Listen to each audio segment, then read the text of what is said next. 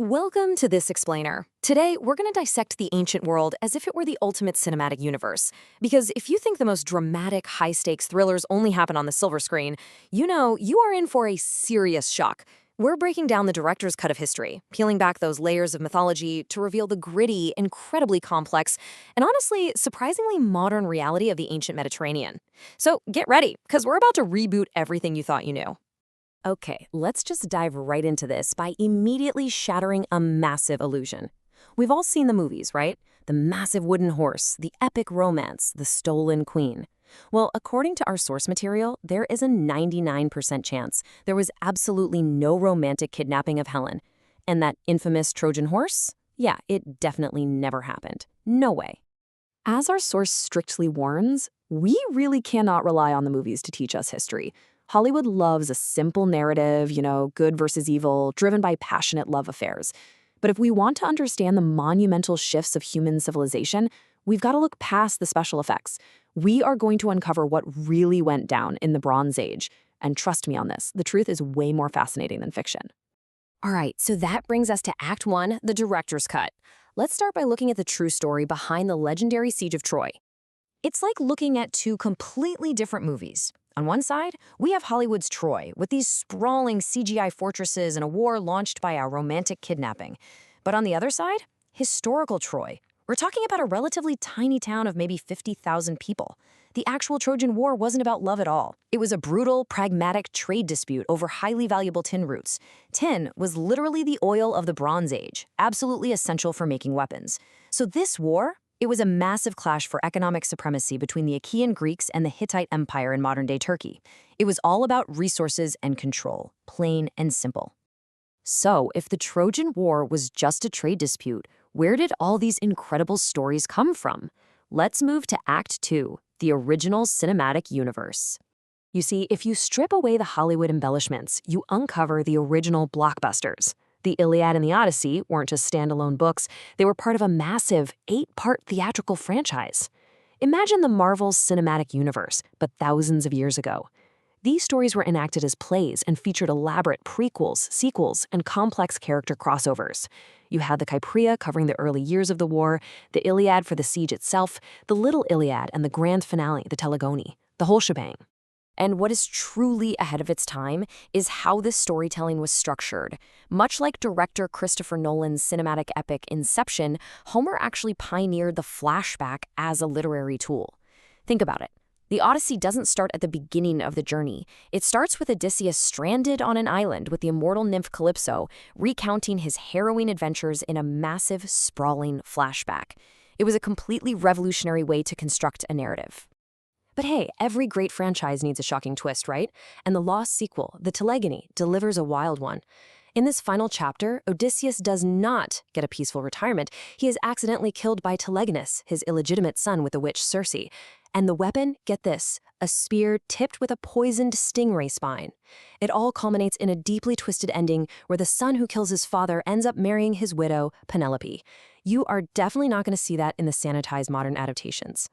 Now, beyond the borders of Greece, these stories share a fascinating mythological DNA with other ancient cultures. Which brings us to Act 3, the Indo-Greek crossover event. This shared DNA builds a picture of a highly connected ancient world. There is an exact, almost one-to-one parallel between the gods of ancient Greece and ancient Indian Vedic deities. Zeus, the king with his thunderbolt, mirrors Indra perfectly. Poseidon aligns with Varuna. Even the linguistic roots for the word god, theos in Greek, Davis in Sanskrit, share the exact same origin. This strongly suggests these blockbuster mythological tropes didn't just happen in isolation, they migrated and cross-pollinated across the entire ancient landmass, like a viral idea spreading like wildfire. But within this interconnected world, there were strict, almost terrifying rules of engagement. Take Xenia, or Zeus's law. It's defined as the absolute obligation of hospitality to strangers. Now, as our source points out, this wasn't about being polite, not at all. In an era of violent, unpredictable raiders following the collapse of centralized empires, you welcomed a stranger, fed them, and bathed them without even asking their name. Why? In the terrified hope that your extreme hospitality would convince them not to slaughter your family. It was literally a survival mechanism disguised as a moral duty. And that, underlying terror of everyday life brings us to Act 4, the dark plot twist. Because it wasn't all marble temples and heroic glory. Remember when I mentioned Odysseus's wit? It is perfectly captured in his encounter with the Cyclops Polyphemus, who is actually Poseidon's son. Odysseus uses incredible, almost cinematic wit to trick the giant by claiming his name is Nobody.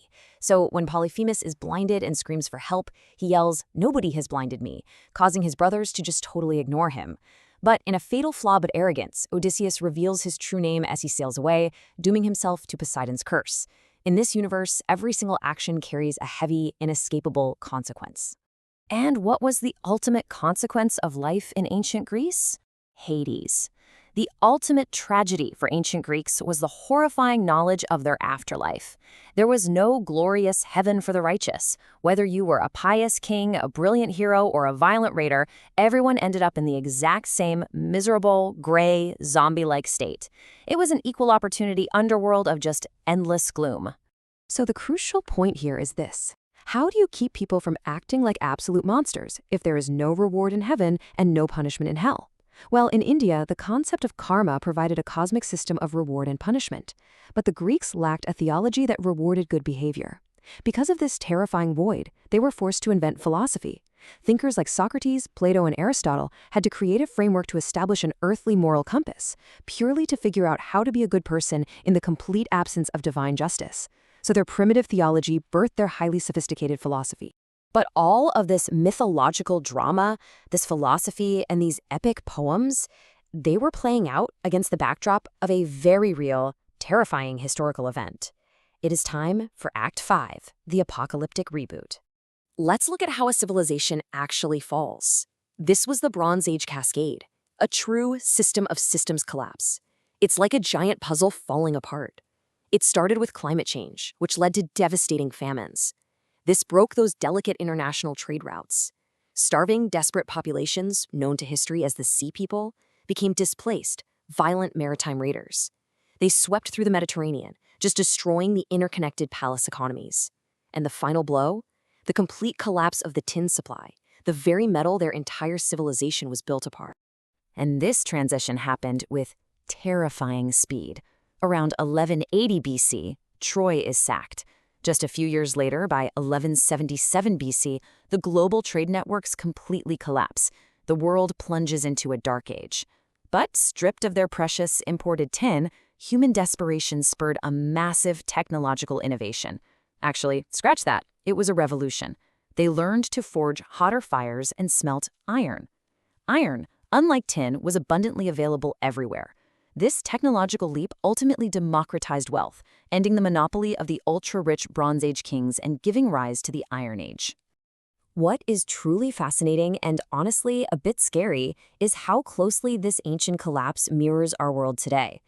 Just as the ancient world over-relied on tin, this single, highly fragile resource, we are currently balancing our hyper-complex information age civilization on a top-heavy financial system. Our source argues that today, up to 70% of the cost of everything is just keeping money circulating rather than producing actual value. We are constantly teetering on the edge of a modern reboot, totally vulnerable to our own system of systems collapse. And this leaves us with a final, pretty provocative thought. As our source points out, there are only an estimated 2 Olympic swimming pools worth of gold in the entire world today. Just 2. It is an absolutely finite commodity. It reminds us that when the complex systems fail, when the tin runs out, or when the next epic collapse comes, we really have to look closely at what truly holds value. Gold is one of the only things that has outlasted every empire, every dark age, and every historical reboot. So I'll leave you with this. What will be our anchor when the credits finally roll on our era? Thanks for joining me on this explainer, and keep questioning the narrative.